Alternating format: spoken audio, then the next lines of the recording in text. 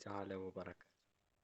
معكم طب العرب للأعشاب لعلاج بإذن الله تعالى السعال والربو وجفاف الحلق.